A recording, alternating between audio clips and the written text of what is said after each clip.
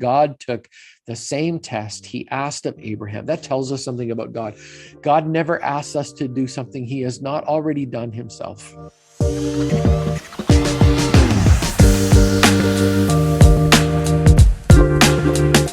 Question in the chat from Scott. Scott, thank you so much for posting this. He says, I have a question regarding the book of Genesis. When God asks Abraham to bring his son Isaac to be sacrificed, and then at the last moment stopped him, why would God make him prove himself in that way? Well, Scott, it's interesting. As you read that particular text, I know there are some people who are deeply offended by that story because they're like, why would God ask Abraham to do something like that?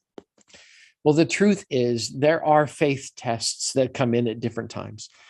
The hard thing for Abraham is Abraham didn't know that it was a test. He thought that the examination was going to arrive, that it was going to culminate in him losing his son.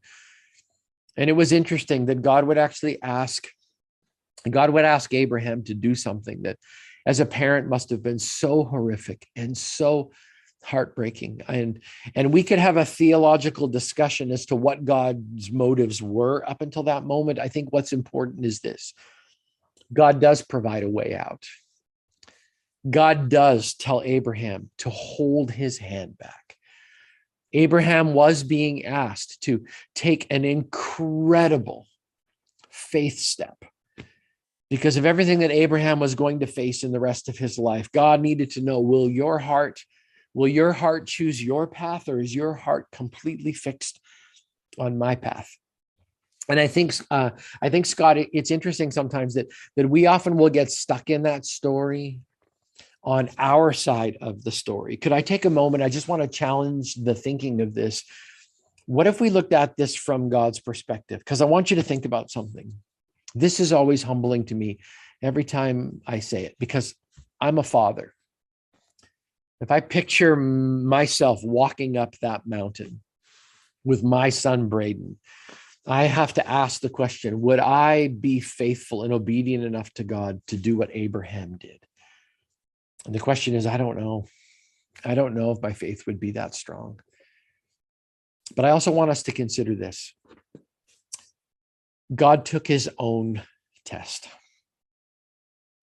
And when it came down to a choice between the life of Jesus and our lives eternally, God chose us.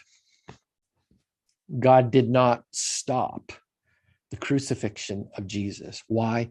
Because he loved us so much. God the Father, God the Spirit, and the Son of God are all one. They are one and the same. They are one in three, three in one. It's a mystery as to how all of that works together. But I am just always humbled by the fact that God took the same test he asked of Abraham. That tells us something about God. God never asks us to do something he has not already done himself. So God took the test that he asked Abraham to take.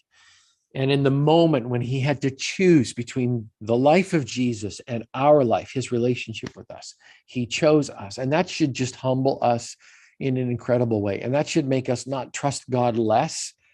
It should make us trust God more. And that whatever he asks of us, that we would be willing to do, knowing that he has made in that incredible sacrifice on our behalf.